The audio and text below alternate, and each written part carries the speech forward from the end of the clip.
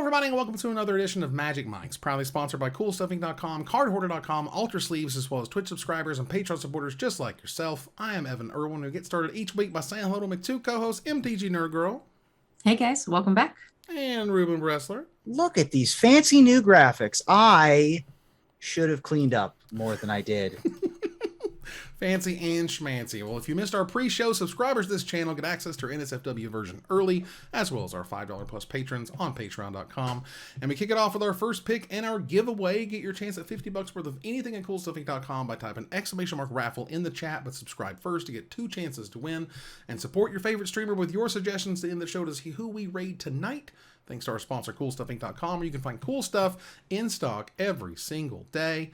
And we're here with our first pick, and they've come out with their October superly duperly drop, and I'm not gonna lie, some jaws did drop on a few of these selections of the Secret Lair. The first one to bring up here is Junji Ito, who had a very famous sort of horror comic, I think it was called Holes, and about the holes in a mountain and they're being like person shaped and whatever. I don't want to spoil it, but it was really fantastic. He works a lot in black and white.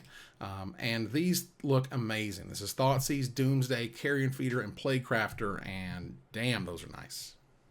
Yeah, I heard a lot of talk specifically about this Doomsday. Maybe that doesn't get a bunch of reprints. But yeah, I think all of these look gorgeous. If all of the Innistrad double feature art looked like this, if they just had all of it like this would have been insane. Not my style of art, but I can definitely appreciate it for what it is.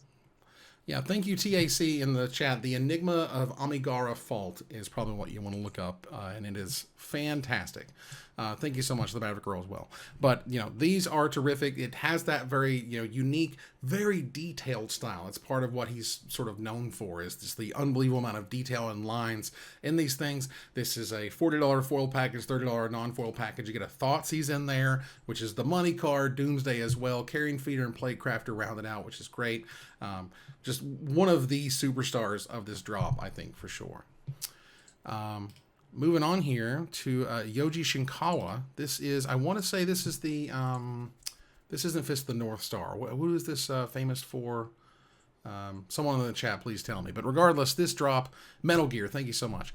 Tezzeret the Seeker, Solemn Simulacrum, Skull Clamp, and Phyrexian Metamorph is a wonderful little package, and I love it. This Metal Gear Solid looking stuff is brilliant.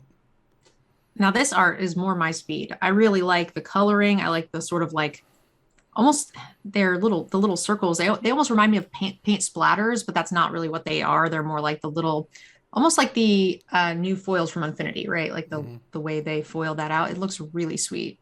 Yeah, these I need to see closer. I'm trying to look at them in detail. They kind of ran together for me from afar, but up close, you're right. They're spectacular. This Skull Clamp in particular, I really enjoy.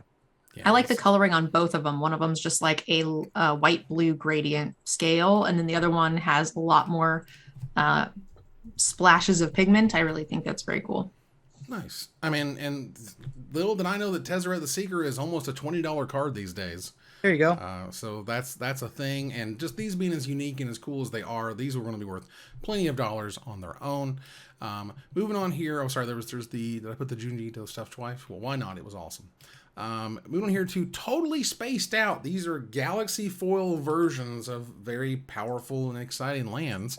You have Strip Mine, Ash Barrens, Fabled Passage. This looks incredible. And Commander Beacon, because they know who their audience is. Yeah, I think that the what is it? One of these hasn't been reprinted in a little while now. Mm-hmm. I think it's the Ash Barrens, honestly. Well, Strip Mine hasn't been reprinted since the Zendikar Rising Expeditions. Oh, well, then that's the one. But yeah, I mean, lands are great, and you want lands for every commander deck, and all of these are great lands for your commander deck. Maybe you don't make a bunch of friends with your Strip Mine in your commander deck, but the rest of these go into any commander deck, and I love these. These are great. Honestly, we had so many Fabled Passage reprints in back-to-back sets, but they didn't really change the art, and the art was fine, but it wasn't very impressive. I think this is a huge upgrade. Yeah. Oh, I think it's really sweet. And, Fable Passage still worth $5 or $6 to $7. Command Beacon, $7 to $10, depending on where you're looking. Strip Mine again, 15 to 20. So there's some good stuff in here. And the Galaxy Foil printing stuff, I understand that like Pokemon did it years ago or whatever, but who cares? Like a sweet foiling method is a sweet foiling method, even if we're just getting it out. You know what I mean? So moving on here to the Space Beyond the Stars. This is interesting. Imprisoned in the Moon, Stasis, which I thought was super rad. Prismatic Omen, and Wheel of Sun and Moon. Very cool treatments. Yeah. Very unique art. Yeah. Imprisoned in the Moon is a card that I feel like this is another one that needed a reprint. And I always feel like Wheel of Sun and Moon needs a reprint, although I think it got one recently. But I love the art style of these. These feel a lot more like Art Nouveau, sort of like the money from here, a simpler time. Right. The Wheel of Sun and Moon had not been reprinted except on the list and in Shadowmoor. Oh, okay. The Shadowmoor foil is $80, so enjoy that. But Prismatic Omen has not been reprinted since Shadowmoor. Only one print. That's a $20 card. So they know where the money is on this one. I thought Stasis was going to be like worth something, but it's like $5 or $6. It's like, it's fine. The Wheel of Sun and Moon reminds me of like one of the first movies, the famous one where they have the moon and they crash the rocket into it. Yeah. The artwork reminds me of that for some reason. Yeah. Nice. The clip that we saw recently of the actual rocket hitting an actual asteroid in space looked exactly like that movie clip. I remember going on Twitter one day and thinking it was a meme. They were like, here's live footage of a rocket hitting at the asteroid. And I was like, this is a hilarious joke. Wait a second. This is the official NASA account. It could have still been a meme at this point. We don't know. So people's Twitters have been insane lately. Yeah. True. Well, so many hot takes. Well, every single person is unhinged on the planet. Yeah, the good hot take in this one is that the Wheel and the Prismatic Omen will get you all your dollars, and the Imprisoned and the Stasis are nice bonuses. Here we have what is definitely the weirdest one, with the weirdest pets in the multiverse. You have Laboratory Maniac, Stitcher Supplier, Beast Whisperer, Vizier of the Menagerie, and Wood Elves in a unique style. Okay, why do we have a Laboratory Maniac with this little gentleman? I mean, that's like a $4 or $5 card. Okay. Yeah, but why do we need his pet though? I think that Beast Whisperer makes sense. $3 or $4. Vizier of the Menagerie makes sense. I'll even give you Wood Elves and Stitcher Supplier. Those I'll give you. Laboratory Maniac is one guy. And if it's not going to be one guy, then it should be his assistant, which is like Igor, or a little person. A pet, I don't think makes sense for the Laboratory Maniac. Why not? Well, because this one's a little weird because Stitcher Supplier is like a $5 uncommon, which is cool. Beast Whisperer is like $5. Laboratory Maniac is like $5. Yeah. Wood Elves is just whatever. And so I have to point out the greatest flavor text in the history of Wood Elves. But should elves? But I still want to know why Ruben thinks that Laboratory Maniac is weird. Because it does. There's nothing about the card Laboratory Maniac to me says that it has a pet or that it should have a pet. Don't a lot of labs do testing and stuff on pets? And he's got this creepy little thing he's been testing on. That's the way I read this. Right, they have animals in laboratories. That's right. Yeah, it's the thing he has it's Stitch. It's like his creation. If that's the angle they're going for, I approve. I accept, and I withdraw my opposition. I was like, that's the only one I think looks like it should have a pet. Well, Beast Whisperer should be surrounded by animals. Yeah, Vizier of the Menagerie should be surrounded by animals. Wood Elves, I'm okay with them having a little pet. And even a Stitcher Supplier, I'm okay with him just having a bag of parts. He's got a dog. You know what I mean? Wait, heel, wait, no, fetch the whole leg. Yeah. I love it. This is kind of you. This is a weird, it has to be, the sum is greater than the parts. These are going to be expensive because a lot of people are not going to buy these because there's no clear money dollar cards. And they're going to be expensive due to that. And just the fact that they're really unique and weird. And that's where all that value comes from. So we come to the final Secret Lair of this drop. And that's of one Mr. Post Malone. old Toasty Posty over here, has what could be some of the strangest choices I've seen in a minute. Not terrible though. Did you know that Jet Medallion is a $32 Magic card? I knew that all of the medallions were getting up there. Medallions are ridiculous. Well, Post, Son of Rich, is also Kirik, Son of Yawgmoth. It is a skinning of that with Post Malone on it. You have Post's Citadel for Bolus's Citadel. Jet Medallion is just Jet Medallion, which is great. And like earlier in the pre-show, what in the hell does Lashrak's Sigil do for Post's Sigil? Of all the cards in all of Magic the Gathering, a random card from Ice Age. Maybe he's got a great story with it. He must have a fantastic story for it. You know, he just really doesn't like the Vorinclex player at the table. That's all this is. I don't know. I have no other explanation. Also, based on like the original art of the card, we talked about it was very unique and sort of like spooky and whatever. I mean, it feels like it fits the theme, and it could have just been like, here are 30 cards that fit your theme. Pick ones that we maybe think need a reprint or people haven't seen in a while. All right. Pharmacist Judge notes he plays Zur, Enchantress. It's a repeatable constellation in black, which is kind of cool. You can keep playing the enchantments. Nice. Triggering that. It's good with Nykthos. Yeah. If you want to just trigger constellation over and over again. There you go. Well, I can dig it. You know, again, ultimately, this is a celebrity who likes Magic are able to sort of dive in and make a Magic product that can, basically make the brand look great, make them look great. It all just kind of works together. Now, we did get another Post Malone related story. Is that right? Let's see here. Specifically, the Post Malone story was about it not being like a vanity project. There was a blog talk question saying, I thought vanity cards were ruled out from new products. Why is there an actual Post Malone card in the Secret Lair? And Rosebar noted that the vanity rule is specifically for Wizards employees, as it can make people internally make poor decisions. Got it. And Wizards of the Post doesn't work at Wizards of the Coast. It's true. So my indoor soccer team in Las Vegas was called Wizards of the Post. So does this mean we're going to get a Mr. Beast Secret Lair soon? I would not be surprised, quite frankly. Yeah, I don't think that that's a terrible idea. I mean, Post loves Magic on a scale I don't think I've really seen from most people that play Magic, let alone other celebrities. So if anyone were to adopt Magic the way that Post has, it seems, in the last year, 15 months, then this too could be yours, Mr. Beast. It's true.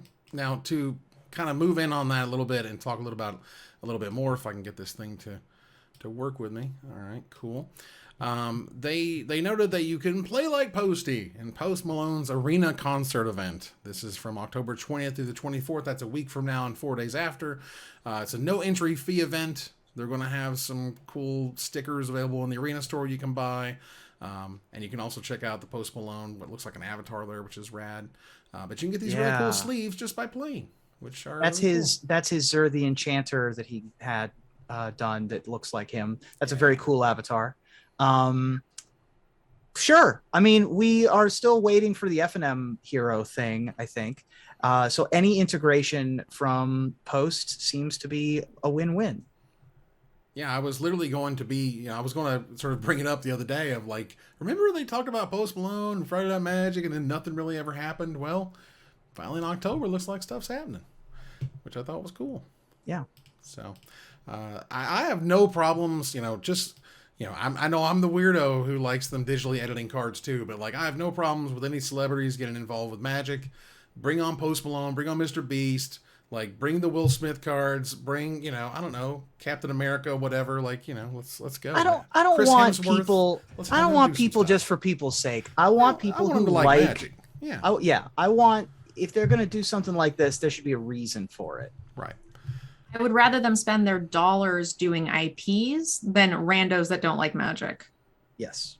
Right. I mean, I don't think we want this to be sort of a Hot Ones situation where they start to do a new season of celebrity secret layers that come out on a certain, whatever. Yeah. You don't want that. What you want is find someone who loves, Magic, who has a very high standing / celebrity status and go from there. If you've got 25 million followers on Instagram and you kind of like Magic, this can be you in 15 months. We got you. All right. Well, let's move on here to gather the townsfolk. That is brought to you thanks to our friends. Oh, I don't have this correctly up here, do I?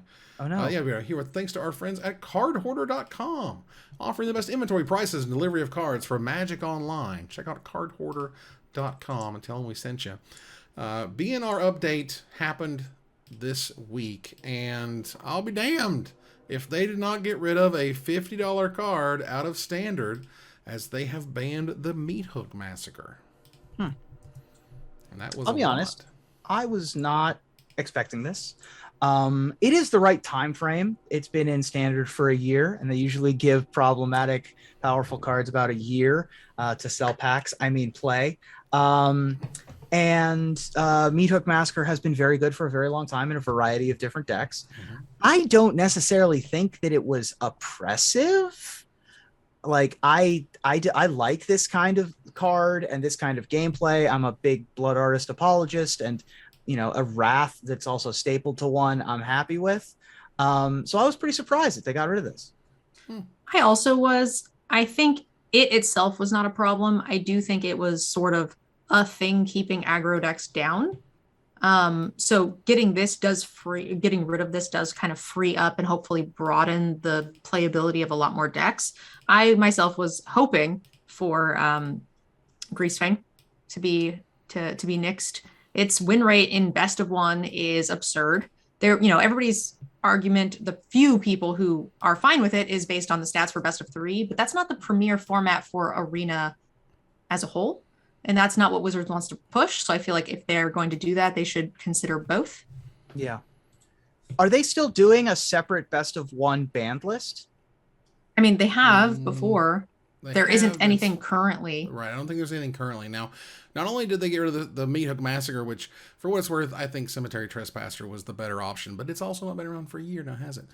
Well, that and the oppressive nature against aggro decks, I think, makes a lot of sense. Well, here's something that's going to rattle your brain a little bit. All right, so basically, this entire cycle of Standard has been 100% either in or just outside the pandemic, the P word, and they've banned the Meathook Massacre. And let me tell you, the prices have not dropped out of the bottom for Meathook Massacre. Like, that was a card that Commander players, casual players loved.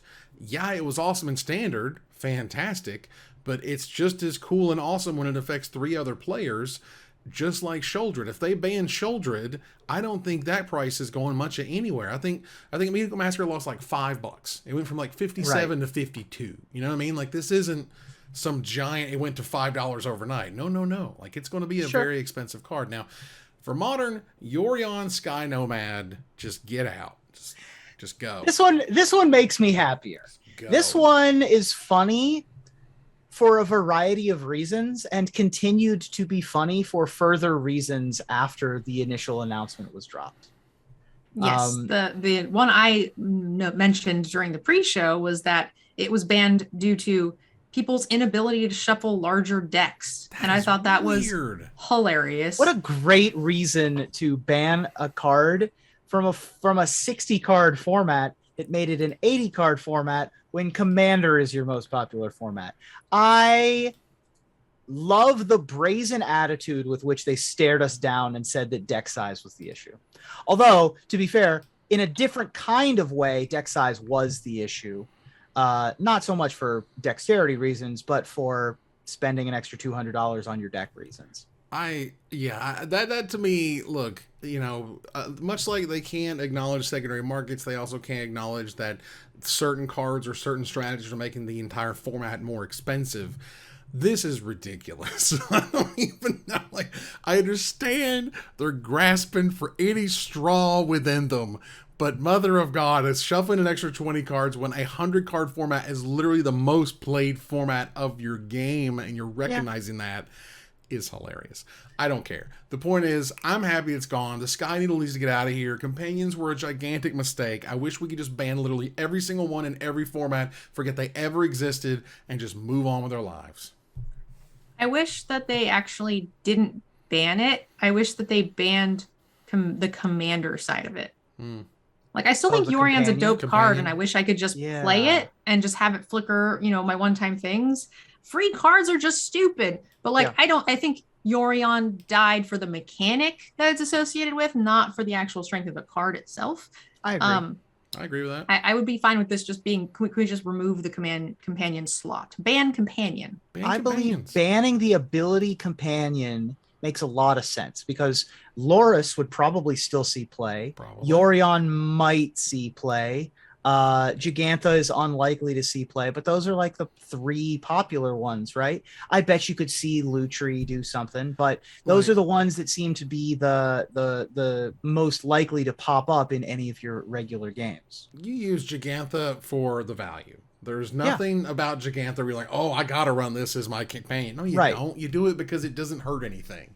Because it's an extra 8th card for 3 mana. Like, barf. Like, let's just...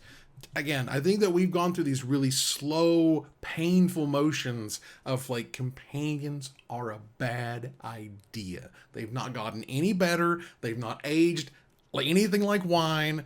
They're bad. I would like to move on. Either way. Well, real quick, the only thing I want to say is, like, look how far we've come. Like you were saying, it's been this slow incremental thing. I think I am usually the last person to talk about set design in any way, but like, do you remember like when they first came out? Oh yeah. Like, did we play test this? Right. Was this played? That's the only thing. And remember, just every deck used a companion, and if you didn't use a companion, you were doing it wrong. Yeah, you were an idiot. And like, they were literally designed in a way that they could take them out of the set and nothing would change. Ikoria would have been the same damn set, just less broken nuts in the middle of it. Oh my god. So anyway, I just feel like, just own up to the mistake. Let it go. Ban that crap. Because again, I think being able to play this Yorion main deck would be cool. Lutri, Luris, who cares? As long as you have to draw it, that's not a big deal. That's the whole damn game of Magic. When you screwed that up, you screwed up a lot of Magic. All right. Well, we talked a little bit about playing like Posty. Some unfortunate news. Now, I believe this came over the stream today. I've not seen the official announcement, but I have seen noted around that the first Pro Tour moved from Charlotte to Philadelphia this coming February. And that kind of makes me sad because I thought that was going to be a Pro Tour I could literally drive to, which wouldn't be that far away from me. But Philadelphia is kind of far away from me. And this will be in the Reading Terminal Market, which is it'll be next cool to location. It, right? Next to it, sure. Did they give a reason? I again, literally, I have this tweet from Nick Miller. I'm sure there's more information coming, but that's all I got right now. He says it was just announced on Weekly MTG. It'll be early 2023. And again, I thought it was in February, but I could be wrong. Maybe they changed that too. I wonder why. If there's any rumble as to why this is, mobilize Magic Mike's fans. Let us know in our show topics if we ever come up with a reason for this. There you go. Moving on here to our next story. Do you guys know anything about the VML? No. A little bit. I don't know enough, I feel like, to be authority on this in any capacity. And I don't want to get it wrong. I also don't know enough. The most I know is that they run a lot of tournaments and they focus on, various marginalized communities, and it's sort of meant to uplift those communities specifically. There we go. So I'll just go ahead and read from their website here. The story itself is that inside the Arena client, it featured the VML here, as they have been running this for a while. They talk about the VML community as a community of marginalized genders. Anyone self-identifying as such is welcome to join us, which is cool. Their mission is to break down gender-based barriers to participating in Magic. We want everyone to be able to play and have fun without facing difficulties due to their gender, which is cool. You can go to vmlmtg.com to find out more about it. But, hey, being featured in the Arena client is fantastic. And congratulations to them. I am immediately going to VMLMTG to learn all about it. All right. Yep. So, for those who play Magic Online digital objects, things are changing big time. Next Tuesday, October 18th. In fact, you're going to have to completely uninstall the old client, download the new client from the new MTGO.com, because they are officially handing the whole thing off to Daybreak from Magic Online, from Wizards proper running Magic Online. That's a lot. That is big news. I hope the new client isn't a dumpster fire.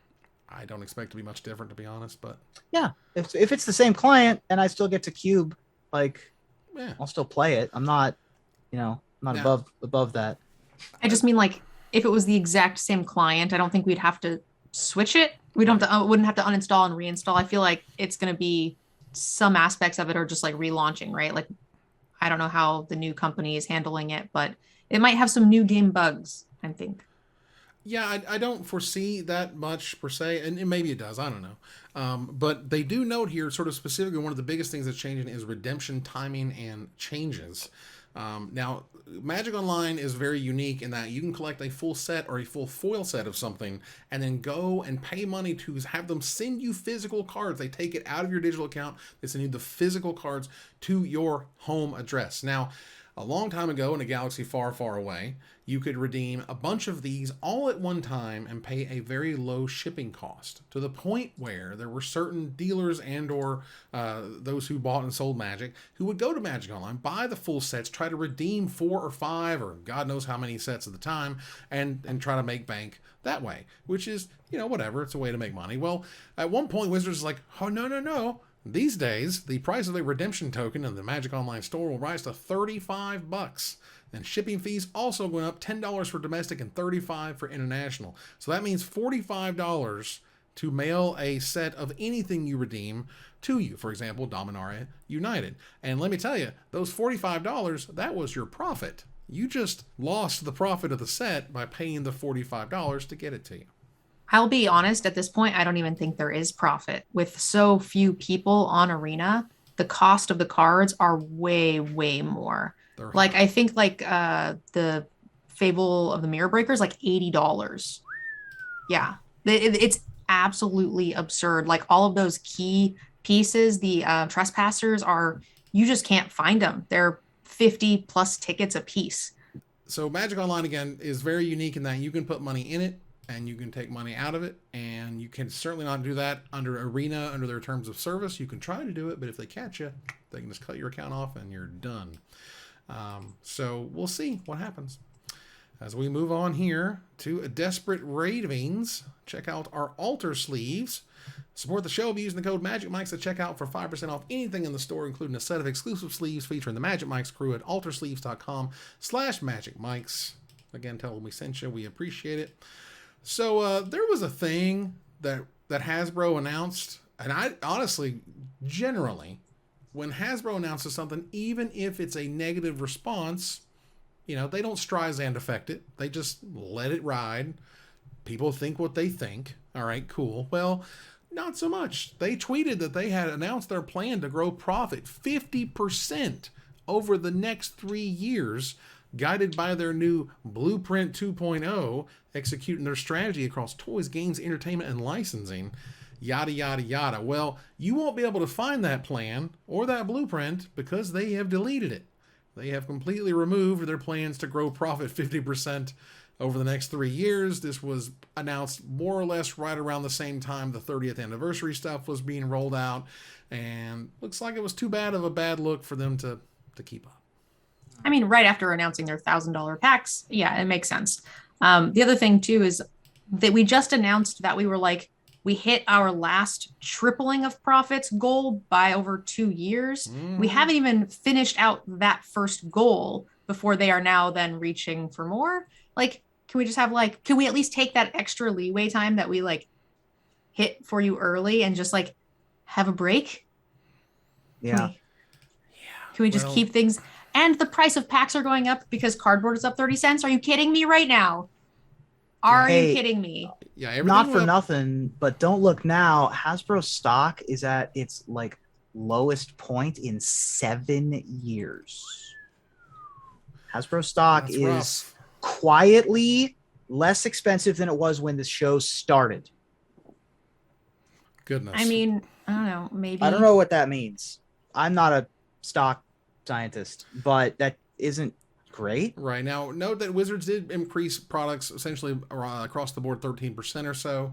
Also note that means if let's say 5% of people just stop playing or stop buying Magic cards. Well, that means there's 8% left of growth there that's going to happen regardless if the same people keep playing and buying Magic cards. So, there's, it may, the line may keep going up, but that doesn't mean the player base or the people buying Magic go up. That could just mean also they're paying, making pay more for it. Right.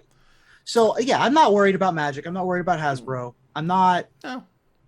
I guess I'm asking if I should buy stock in Hasbro right now. Well, for all intents and purposes, we are in a bear market. No one's like making out like a bandit. No one's getting rich or going crazy. Everything's kind of on the downturn. This is a buyer's market. If you wanted to go, you're going to get Hasbro stock as cheap as it's been in a very long time. I think the whole of the sickness and the pandemic stuff, the whole of the inflation stuff, it just kind of hit like a brick at this point, and everyone is just like buckling down, and not a lot of people are, crushing it right now. But Wizards is. In fact, Hasbro is, to the point where they removed that story. Evan, talk to me more about bear markets. That's a good shout by Pharmacist Jokes. Right? Thank you for that one. I'm very good about the bear markets. But speaking of pauses and things, if you recall, back in, I don't know, my God, it was like a year almost ago, there was a commander deck that was being sold as a Secret Lair product, $100. Remember, like half of it was foil, and I was like, this is the greatest. If you're going to put $100 on a Secret Lair, this is the place to put it. Well, I guess a few things might have happened. One is they have some serious production problems, or two, they just haven't gotten around to it. Because there was a thread here of noting on Reddit of the releases since Heads I Win, Tails You Lose was paid for in January. You have Kamigawa, Neon Dynasty, Streets of New Capenna, Battle for Baldur's Gate, Double Masters 2022, Dominaria United, Warhammer 40k, and Infinity. All came out. Is this product not shipped yet? No. No one's getting them at all. What? As far as I know, no one has gotten a copy of this Secret Lair Commander deck thing yet. And they're not counting the Secret Lairs. That's not even counting all the Secret Lairs in the middle. Because it's the other stuff. So, damn. And I understand, that there are production delays and things take time and blah, blah, blah. But eventually you go like, guys, it's been like a year. What are we doing? Like, maybe it's a bit more difficult to make than they anticipated. I mean, it's a whole deck, so I'm sure there's some sort of issue with like the process of putting this all together. I mean, a whole deck ends up being like an entire set worth of cards, give or take. I don't know. But yeah, maybe it's just some sort of packaging issue with processing, whatever. I mean, I have plenty of Kickstarters that I sign up for and they don't come out for like 2 years. Oh, I've definitely waited on the Kickstarters or gotten surprised by one showing up and be like, oh, I bought that. They do note that someone came into the thread and said they're shipping on 10/24, October 24th, which is 11 days from now, which again is fantastic. Took them long enough, but I'll take it. Any good news is good news. So, I mean, considering how good Magic is about doing things on time, having pre-release events, having releases, it's unique in the gaming industry, as you well know. Board games are notorious for being delayed, notorious for shipping and printing delays. The fact that we've had 2 pretty notable delays, one with Infinity and now one with Heads I Win, Tails You Lose, not to mention other supply chain issues, which everybody has, but those 2 are pretty notable considering this one I don't have an explanation for. And the Infinity one, which is literally the company that was making the glue that the stickers were going to be printed on, went out of business and they had to find a new company to make the glue, which is a really good reason to have a delay on a product. I'm excited for the good reason for the delay on this product. I mean, we're still kind of like, post-pandemic. A lot of companies are going under and also just way, way behind. Yeah. Like, I think I ordered my Cuba Majigs like a year and a half now, and I just got an email saying like, we're in production for XYZ. And I'm just like, yeah, I don't even want them anymore. Like, yeah. And, for what it's worth, I certainly understand products being delayed and things. Infinity was from April 1st till now, and Warhammer was August till now. But for the love of God, Wizards never, ever, ever, ever, ever do this again. Never release 2 big products like this on the same day. Are you insane? Could you give us a friggin' week?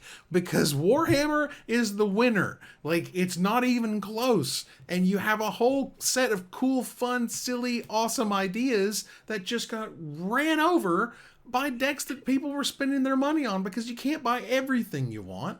Yeah. Again, just a week, for God's sakes, would have been nice. Well, the plan hopefully it just drives the price down. Yeah, that too. It's certainly doing so far. The plan, the original plan for Unfinity was to release this during that weird 3.5 month period in the spring when there wasn't anything. Yeah. Which would have been great. Yeah. And the SpaceX are great. The lands are great. And that's what helps sell the set. And it's what helps sell every other unset. And that's fantastic. But overall, the money is going to Warhammer. And I'm just telling you, the money is going to Warhammer. And there can be as many sunny articles from the Blyweises of the world about it. Like, sorry, everybody's buying Warhammer. All right, so let's move on here to some splashy damage, which isn't quite about Magic, but it's close enough.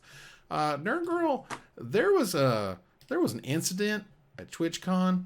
And I take it you did not go anywhere close to the Lenovo concrete foam pit. So I did. In fact, I didn't do it, but I had a lot of DGens do it, and I filmed them and such.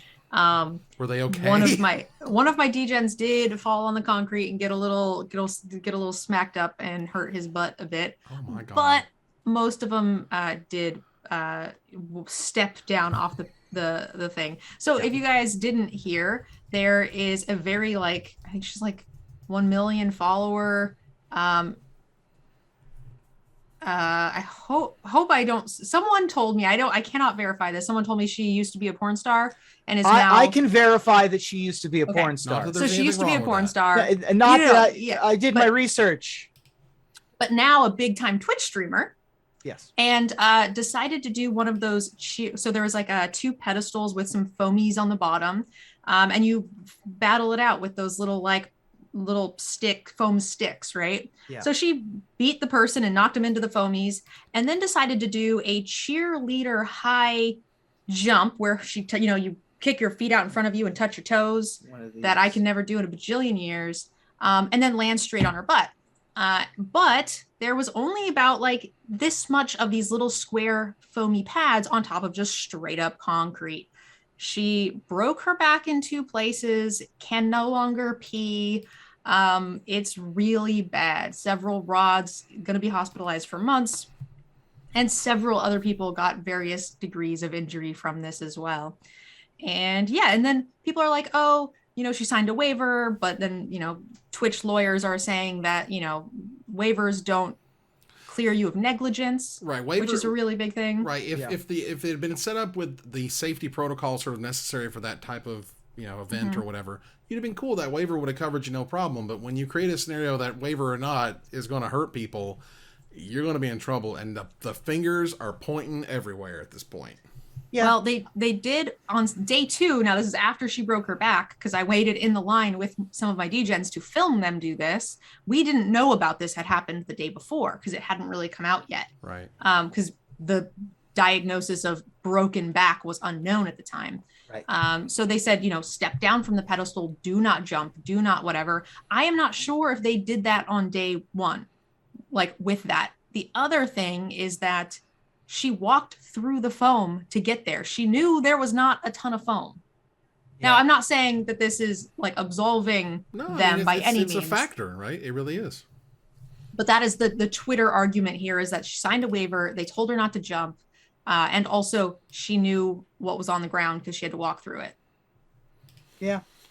I mean, that is all accurate. That is all fine and good. I think that there's plenty of blame on both sides, but the bottom line for me is they didn't put a freaking gymnasium pad on the floor. Their booth must have been well over $50,000 just for the square. Right. And then easily they had one of the biggest booths in the convention. It was a beautiful booth. They had the walls and the doors and the foamy pits and camera crews and ton of staff. I mean, they must have spent $250,000 just to make that booth. I cannot imagine the foamy pad or hell, a bouncy house floor would have broken the bank. They could have easily made this safe for comparably a tiny amount of money. having gone through stuff like this and promotions and things and creating that stuff, I can imagine there's someone definitely going, I told you so, at either Twitch or Lenovo, and we'll never know who that person is, and that person was obviously right, and I'm so sorry to hear about those who were injured, and let's hope they get some amount of recompense. Yeah. Broken back is no joke, so... Yeah, and the splash damage, we will fix for next week. That is unfortunate error. That said, we're going to... Splash Demange? Splash Demange? Oh, we should keep that. That's part of the show now. That's just forever. Splash Demange. Moving now to Splash Damage. We're going to move here to the finisher. Turn the corner here. Now, a lot happened this week, from ball pits to posty bits, but one story that may have escaped your attention is from competitive Magic, which still kind of exists, guys, for real. Nathan Stewart has won the 2022 Mox Season 2, his second victory this year in the Magic Online Championship Series. This is quite the achievement that people will be talking about if this were 10 years ago. But it's possible we should be talking about it more. So tell me, what else should we bring back from 2012, Ruben? Well, just like Magic Online, another semi-popular Magic IP from a decade ago was The Newsening, hosted by one Mr. Ruben Bressler. So I'm proud to announce right here, live on Magic Mike, that I am definitely 100% not skilled enough to bring the show back on my own. I'm sorry about that. All right, it's fine. I can't do it. Nerd Girl? All right. Well, 2012 was a big year for team up events. The Avengers movie came out, the London Olympics were happening, and of course, the world came together collectively to tell Wizards that Avacyn Restored Limited was terrible. It was really bad. Like, it was really poopy. But hey, I just met you, and this is crazy, but here's my number. So call me crazy, but between Lana Del Rey and One Direction, 2012 was a pretty stellar year for pop music. So I'd love to bring back some of the hits from that era, because I don't know about you, but I've been waiting with bated breath for something to hit quite as hard as Gangnam Style for a while now. That era, I know. Did you just Google 2012 and just like take? I did. I did a lot of research. I did a lot of research on this joke. And that ends another live episode of Magic Mics. Thanks for joining us here to discuss all things Magic. Thank you, Nerd Girl. Thanks, guys. Thank you, Ruben. Hey, I don't know the words. We're going to move here to our final slide. I want to thank our sponsor, CoolStuffInc.com, our co-sponsors, CardHoarder.com and Alter Sleeves, my co-host, MTG Nerd Girl and Ruben Bressler.